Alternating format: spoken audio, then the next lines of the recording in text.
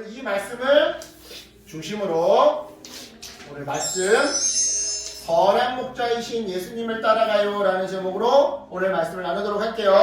자, 오늘은 한 목장에서 일어난 사건 속으로 들어가 볼 건데요. 먼저 당시의 사건 현장을 보여주는 그림을 함께 살펴보도록 할게요. 보시면 지금 양들이 놀라서 막 우왕좌왕하면서 겁에 잔뜩 찔려있는 모습이 보이죠? 주위 배경을 보니까 깜깜한 게 지금 때는 어두운 밤인 것 같아요. 따라서 유추를 해보자면 양들은 지금 어떤 상태인 거예요? 곤히 잠을 자야 하는 시간인데 겁에 질려서 잠을 못 자고 있는 그런 상태인 거죠. 왜요? 여기 보이는 이 늑대들 때문에.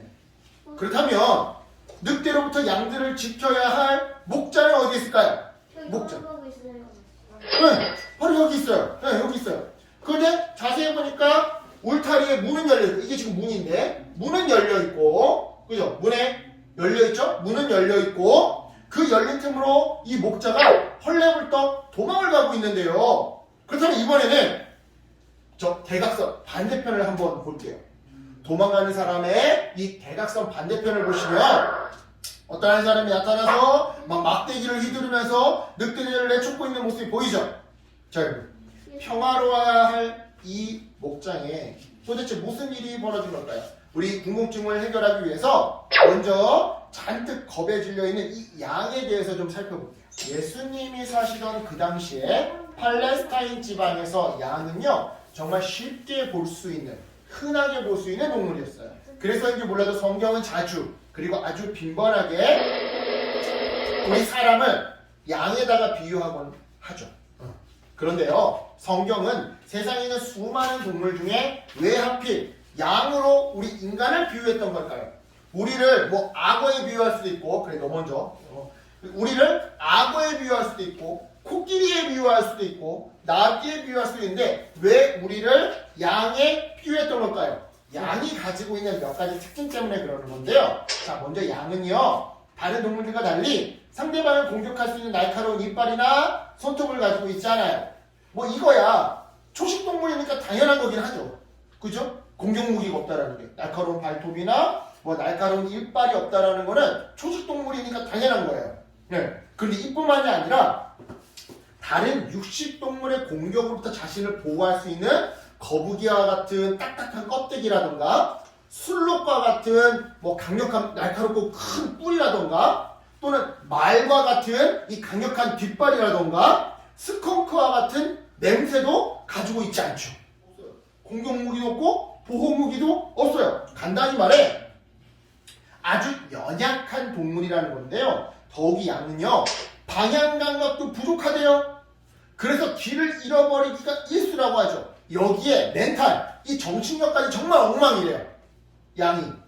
그래서 길을 잃어버린 양은요, 안 그래도 길도 잘 못 찾는데 멘탈까지 약하다 보니까 그냥 그 자리에서 울어버린대요. 근데 여러분 생각해보세요. 여기 지금 야생이야, 그치? 길을 잃었어. 그렇지, 길을 잃었어. 목자를 잃어버렸어. 그런데 만약에 울면 당연히 육식동물이 뭐라? 양이 혼자 떨어져 있나 보다. 뭐 잡아먹으러 오겠지. 맞아요. 맹수가 그 울음소리를 듣고서는 금세 잡아먹으러 찾아오게 되는 것이죠. 바로 이러한 이유 때문에 양은요, 자신을 돌봐줄 목자가, 우리 아까 전에 선율이 누나가 말해준 것처럼 반드시 필요한 건데요. 다행히 양들은요, 자기를 보살피고 돌봐주는 이 자기 목자의 목소리를 잘 알아듣는데요. 그래서 목자가 양을 부르면 양돌아, 실제로 양돌아 이렇게 부르지는 않겠지. 그냥 재미삼아 양돌아 이렇게 부르면 양은 목자의 그 음성에만 반응하는데 잘 따른다라고 하죠. 그런데 문제는요, 피치 못한 사정으로 목자가 잠시 자리를 비워야 할 때였어요. 이런 때가 되면 양들을 돌봐줄 목자가 아무도 없다 보니까 안 그래도 길눈이 어두운, 그래서 목자의 인도가 아니고서는 쉽게 길을 잃어버리는 이놈의 양들이 우왕좌왕하기가 십상이었던 거죠. 따라서 이때 목자는요, 마치 알바생처럼 돈을 주고 양들을 대신 돌봐줄 사꾼을 쓰곤 했던 건데요. 아까 사건 현장 사진을 보면 알겠지만 오늘 이야기 속 목자는요 2명이에요. 2명. 즉 이 두 사람 중에 한 명은 목자, 즉 양들의 진짜 주인이고 나머지 하나는 사꾼, 즉 알바생이더라는 것이다. 이 두 사람 중에 누가 사꾼 같아요? 바로 이 사람이 사꾼 같죠. 딱 봐도 도망가니까. 그렇다면 이번에는 이 사꾼을 클로즈업해서 이 사람에 대해 이야기를 한번 들어볼게요. 자, 아까도 목사님이 말했지만 사꾼은요 돈을 받고 잠시 동안 양을 돌보는 사람이에요. 즉 양들을 돌보기 위해서 임시로 고용된 알바생과 같은 사람인 거죠. 따라서 이 양들은요 사꾼, 그러니까 사꾼의 것이 아니기 때문에, 맞잖아. 이 양들은 이 사꾼을 고용한 고용주, 그 목자, 주인 목자의 거잖아. 사꾼 게 아니잖아. 그치? 사꾼의 것이 아니기 때문에 사꾼에게는요 양 한 마리 한 마리를 사랑하는 마음도 그리고 관심도 없었던 건데요. 그래서 사꾼은요 맹수나 도둑이 오면 자기가 살기 위해 양들을 버려두고 도망치기 일쑤였던 거예요. 이 양들이 자기의 양이 아니니까. 아니나 다를까 지금 그림 속의 사꾼도 늑대가 나타나니까 양들을 버려두고 도망을 치고 있는데요. 그런데요 사꾼이 달려가는 모습 보니까 이상한 문이 하나 보여요. 그죠? 여러분 이게 뭘까요? 이 문. 이 문을 뭐라고 부를까요? 뭐라고 부를까요? 이 문을 바로 양의 문이라고 불러요. 양의 문. 쉽게 말해 이제 양의 우리. 그러니까 이게 지금 여기 이게 돌로 되어 있는 이게 양의 우리인데, 양의 울타리 또는 양의 우리인데 이 양의 우리의 문인 것이죠. 그래서 양의 우리의 문이다 해서 양의 문. 자, 여러분 양의 우리는요 양을 훔치는 도둑이나 양을 해치는 맹수로부터 양들을 보호하는 역할을 해요. 그래서 실제로 어떤 사람들은 이 우리를 넘어서 들어오려는 침입자들을 막기 위해 이 우리 위에, 이 우리 울타리 위에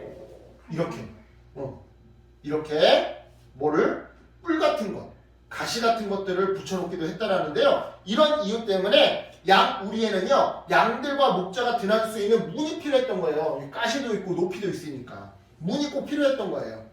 이 양의 문처럼. 보시면 지금 이 양의 문은요 양들이 지나다닐 수 있는 입구였고 또한 목자가 지나다닐 수 있는 유일한 통로였어요. 유일한 통로. 목자는 양들에게 문을 열어주고 양들은 목자가 열어주는 그 문으로 들어가서 보호를 받고 평안한 쉼을 누릴 수 있었던 거죠. 그래서 요한복음 10장 7절에 예수님은요 자기 자신을 양의 문이라고 말씀하셨던 건데요. 이 말씀에는요 숨겨진 깊은 뜻이 있어요. 그건 바로 양의 문이 되신 예수님을 통하면 마치 울타리 안에서 안전하게 풀을 뜯어먹는 양들처럼, 안전하게 잠을 자는 양들처럼 우리도 구원을 받고 생명의 꼴을 얻게 된다는 뜻이죠. 예수님을 통하면, 오직 예수님을 통하면. 그래서 양을 비유할 거예요? 그래서도 그런 거죠. 동시에 양 우리의 문이 하나인 것처럼, 이 양의 문이 우리에서 딱 하나인 것처럼 양인 우리도 하나님께로 인도해 주시는 분 역시, 양인 우리를 하나님께로 인도해 주신 분 역시 오직 단 한 분, 예수님밖에 없다라는 그런 뜻도 담겨 있대요. 그런 뜻도 담겨 있대요. 근데 여러분 여기서 잠깐, 여러분 아까 사건 현장 그림에서 늑대들을 내쫓으면서 용감하게 싸우던 목자 기억나죠? 그럼 우리 이번에는 그 목자를 한번 살펴보도록 할게요. 그림을 보니까 그림 속 목자가 위험을 무릅쓰고 목숨을 걸고 위험한 맹수들과 싸우면서 양들을 지키고 있는데요. 따라서 여러분 이걸 통해 우리는 무엇을 할 수 있느냐? 사꾼과 달리 목자는 양들을 아주 많이 사랑한다. 자기 목숨을 걸 만큼. 뿐만 아니라 양들이 배고파하면 양들을 푸른 초장으로 데려와서 풀을 먹여주기도 하고 또한 쉴만한 물가로 데려와서 물을 마시게도 해주는데요. 또 있어요. 목자는요 시력이 나쁜 양들을 위해 밤이 되면 그들을 인도해서 양의 우리로 데리고 가주기까지 해요.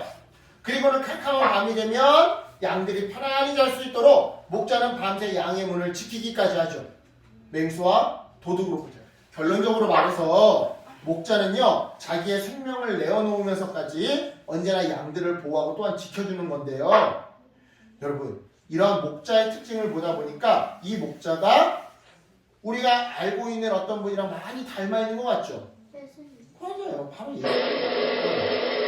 예수님은요, 이미 오늘 읽은 말씀 속에서 자신을 가리켜 선한 목자라고 표현하셨는데요. 우리 말씀을 다시 한번 읽어볼게요. 시작. 나는 선한 목자라. 선한 목자는 양들을 위하여 목숨을 버리거니와. 아멘. 그래요, 여러분. 양이 우리를 사랑으로 보호해 주시고 또한 인도해 주시는 분은요, 바로 선한 목자 예수님이에요. 특별히 예수님은 방금 읽은 이 말씀에서 선한 목자는 양들을 위해 자기의 목숨을 버린다고 하셨는데요. 이 표현은요, 예수님이 우리를 위해 십자가에 달려 죽으시사 자기의 목숨을 우리를 위해 기꺼이 내어주실 것을 미리 알려주시는 말씀이기도 해요. 따라서 여러분, 오늘 말씀을 들으면서 다른 건 다 잊어도 우리가 잊지 말아야 할 가장 중요한 포인트는 뭐예요? 바로 선한 목자신 예수님만 따라가자라는 거예요. 양들이 목자 없이는 살아갈 수 없듯이 우리 역시 예수님 없이 살아갈 수 있다 없다? 없다. 우리는요, 양처럼 연약한 존재예요. 날카로운 발톱도 없고 이빨도 없어요. 튼튼한 뿔도 없어요. 뿐만 아니에요, 양처럼 우리도 멘탈 역시 약하기가 짝이 없어요. 우리도 정신력이 참 약해요. 따라서 우리는요, 우리 힘만으로는, 즉 나의 힘만으로는 절대 살아갈 수가 없어요. 우리의 선한 목자 되어주시는 예수님을 따라 예수님의 말씀에 귀 기울여야지만 살아갈 수가 있는 거죠. 바로 이러한 이유 때문에 예수님은요, 양인 우리와 목자이신 예수님 사이의 관계를 이렇게 말씀하셨던 건데요. 우리 요한복음 10장 27절 말씀 함께 읽어볼게요. 시작. 내 양은 내 음성을 들으며 나는 그들을 알며 그들은 나를 따르느니라. 아멘. 그래요, 여러분. 양인 우리는요, 우리의 연약함을 아시는 예수님의 음성을 듣고 예수님만 따라가야 하는 거예요. 설령 예수님보다 더 좋아 보이는 것들이 우리를 유혹한다 하더라도, 핸드폰이 유혹한다 하더라도, 친구가 유혹한다 하더라도, 다른 게 유혹한다 하더라도 우리는 예수님만 따라가야 하는 거예요. 물론 여러분, 예수님을 선택하더라 내가 포기한 것들이 지금 당장에는 아쉽고 막 눈에 아른아른 거릴 수 있어요. 이 시간에 교회 안 나가고 핸드폰 하면 훨씬 재밌었을 텐데, 이 시간에 교회 안 나가고 친구들이랑 놀러 갔으면 훨씬 더 재밌었을 텐데, 막 이렇게 아쉽고 눈에 아른아른 거릴 수 있어요. 하지만 여러분, 우리가 이처럼 예수님만 따를 때 우리는 양의 문이 되어주시는 예수님을 통해 하나님 나라로 들어갈 수가 있어요. 그러니까 여러분, 나를 위해 자기의 목숨까지 내어주면서 우리를 사랑해 주신 바로 그 선한 목자 되신 예수님의 말씀에 순종하고 그 예수님만 따라가는 하나님 나라의 어린이가 되기를 예수님의 이름으로 축복합니다. 아멘. 기도할게요. 하나님 잘 참았어. 하나님 감사합니다. 오늘도 우리 어린이